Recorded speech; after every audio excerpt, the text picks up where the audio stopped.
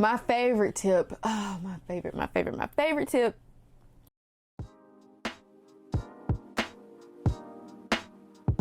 Hey guys, welcome back to my channel. It's me, Kalia, and in this video I will be sharing tips and tricks that can help you do well in your first year as a news producer.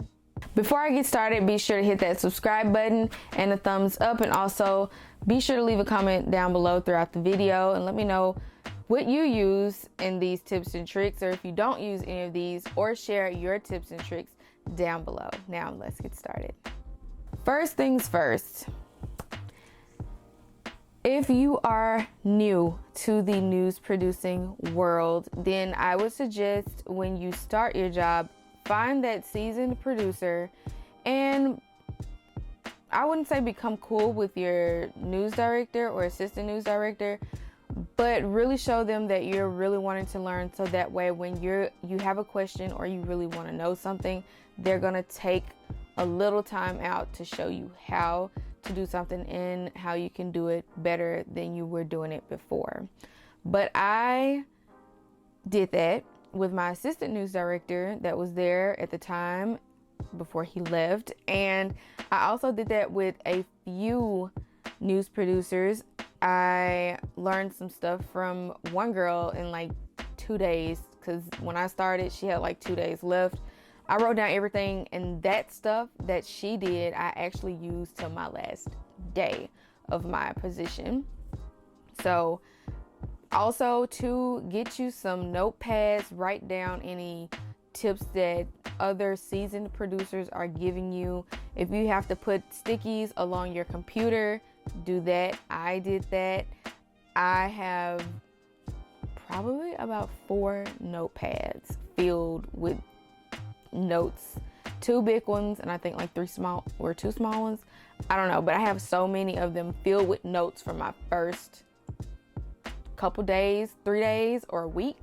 So I was really trying to learn. Also, reporters as well. Reporters / anchors are very helpful, especially when it comes to writing. I had the best, I would say, support system. On the weekends, we were all each other's support system, so it was great. But I had a great anchor on the weekends. I had some good reporters with me on the weekends as well, and we just all really learned from each other. Especially, I feel like I learned a lot from my anchor as well. So just really make great connections, and also be willing to learn from these people as you go through your first year. Also, the learning never stops. You're going to be learning something new every day after your first year. Heck, even in your 10th year as a news producer, you'll be still learning a lot of things. And things are ever evolving in technology and also in the business of media. So just always have a notepad. Story ideas. This can be hard. And I know this because a little over 3 years in the business, and it was hard for me to come up with a story idea every day. But you have to have something, you have to bring something to the table to contribute. The way that I was able to come up with some of the story ideas that I had was by way of different conversations that I had with family members, friends, random people, on concerns that they had in their neighborhoods, in the city, in the school system, anything like that. So I would write those things down in my phone. I have a special folder in my phone that says work, and I would write those down, story ideas, and I would present them in the morning meetings or whenever midday meetings that we have.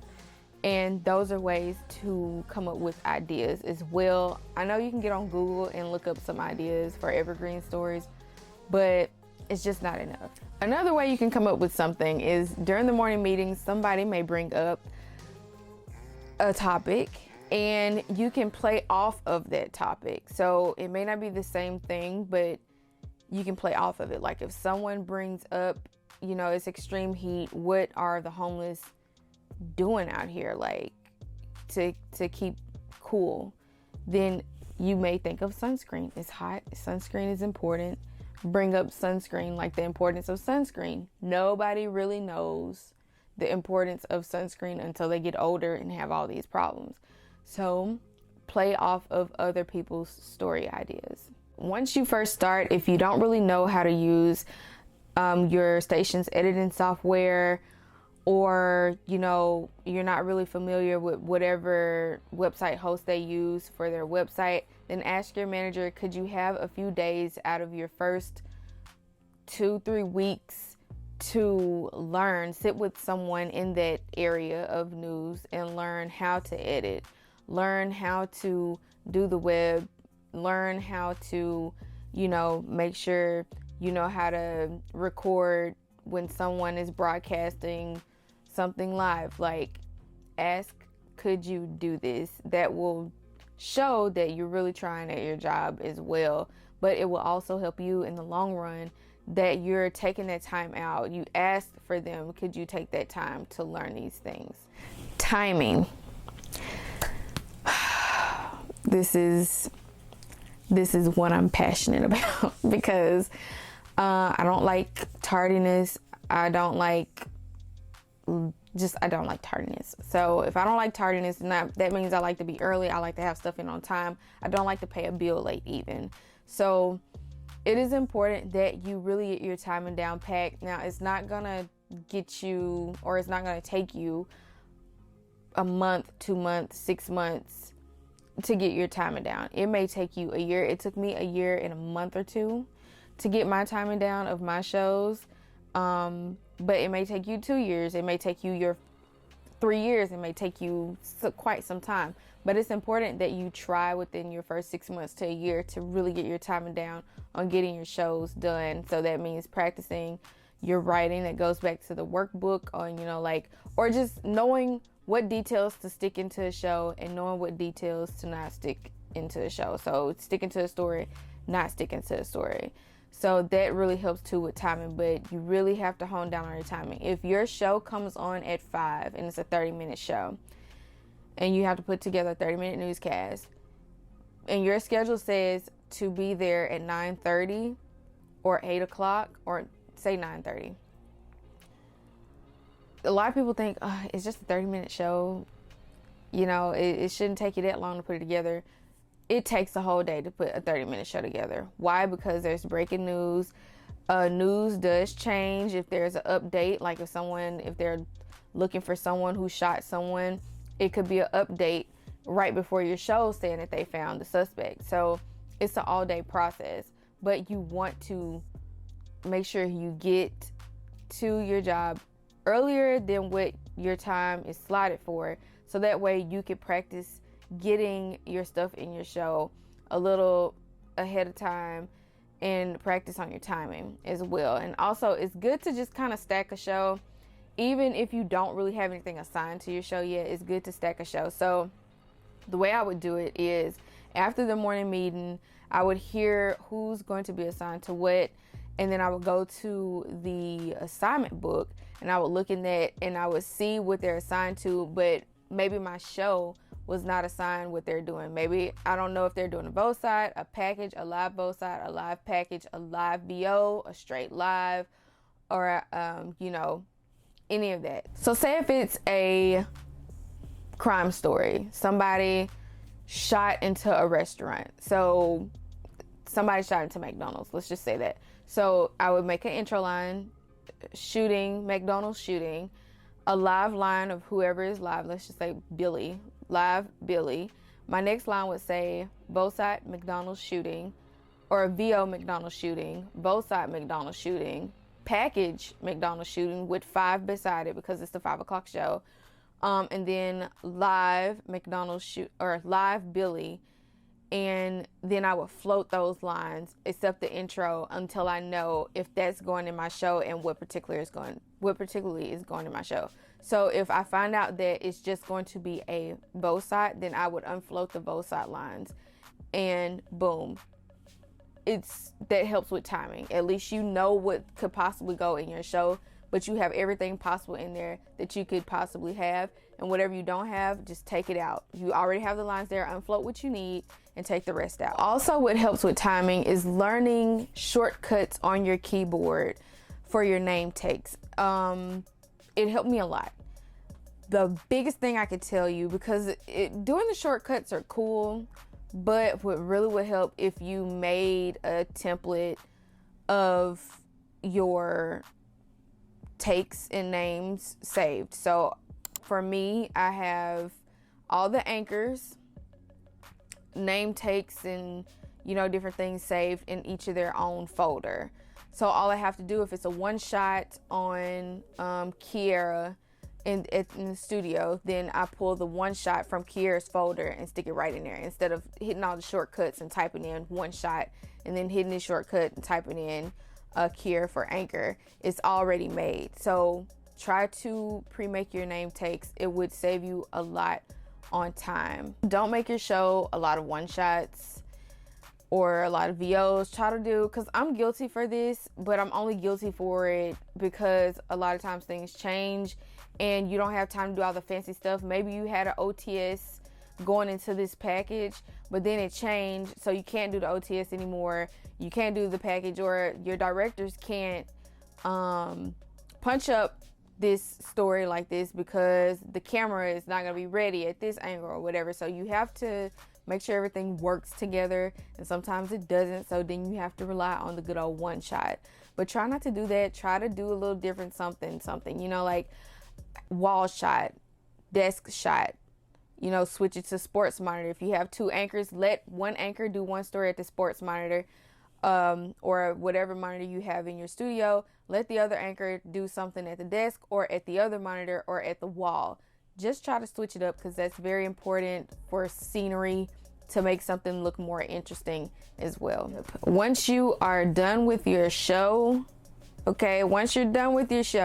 like say once you got your timing good and down packed, and say you got 30 minutes to spare, try to do a once over on your show, or call a manager, any manager. It could be the assignment editor, the EP of digital, or your EP, the news director, or the assistant news director. Call somebody and ask them to do a once over. They're supposed to anyway, but make sure they do a once over on your show. A lot of times they'll do a once over and stuff could still totally be wrong, but always do a once over on your show yourself. My favorite tip, my favorite tip, always ask for help. Always. Do not let your pride get in your way at this job or in this career. Always, or any career, always ask for help. That is very important, because if you don't, you're going to continue to sink and not swim. So always ask for help. It doesn't matter if it's someone that you don't particularly care for. Ask for help from that person, because they know more than you, possibly could know more than you, or they just figured out the solution to what you're trying to figure out, a solution to that problem that you're handling. So always ask for help. I started doing right before the pandemic, or right before I started working from home, is I would get in the anchors and the reporters who were live out in the field, or whoever was in studio. I would get in their ear and prepare them for what's coming up next. So you never want a show to keep going and you don't warn them if you moved a story or if you floated out a story, because a lot of times you can float out a story. Your director, your booth director knows you floated out, but a lot of times your prompter doesn't register. It's not registered in your prompter that story has been floated out. So meanwhile, they're reading that script to that story that has been floated out, but it's a totally different look on the scene, totally different super. Is not talking about whatever they're talking about. So always communicate things. Also, it's really helpful when you have a lot of live shots to communicate. You need to call the anchors and reporters, whoever's going to be out there in the field. You need to call them ahead of time to let them know how the show is going to go, what their hit times are, to make sure that they know what's going on, and stay in their ear throughout the whole show. Stay in their ear. After your show is over, if anything went wrong, kind of address it with yourself first. Make sure you know that something went wrong, and also to your directors, they're going to let you know, like, the only problem I had was this, and this. Did you have anything? And you acknowledge what they said, or you can have extra stuff besides what they said, or you just say, yeah, it's cool, or whatever. And also to kind of go talk to your anchors afterwards if you get a chance. If you don't, that's fine. A lot of times it may be a show going on right after that and they're still sitting at the desk and you can't really talk to them. But just try to acknowledge when things go wrong. A lot of times it's not going to be your fault. A lot of times it could be something on your end that you forgot to do or didn't do. And lastly but not least, don't sweat the small stuff. To me, everything is small in this business. Every day is a new day of learning. Every day is a new day where you're going to make mistakes, but you're human. And also, it's a learning experience. So don't be hard on yourself. If anything, be hard on yourself when it comes to taking tips and tricks from people in the business, people you work with. Be hard on yourself and make sure you're taking that tip from Kiera. Be hard on yourself and make sure you're taking that tip from Malik. But don't take it hard on yourself when things are going wrong constantly, because things are going to continue to go wrong. You're going to continue to sink if you focus on what's not working. Figure out what works and you'll succeed. I hope you guys have found this video helpful. Again, if you have any tips and tricks that you use and I didn't mention, please put them down below. It could help someone else. Also, be sure to follow me on Instagram at Kalia Sharon. I have a TikTok, same thing, but I don't really use it. I'm trying to get into it. Also, for other things, beauty and confidence and, tips, life tips, go over to my website, KaliaSharon.com, for more of that. And also check out my podcast, Let's Put It on the Table, where we talk all things issues that people do not want to discuss out loud. Until next time, I will see you guys later. Bye.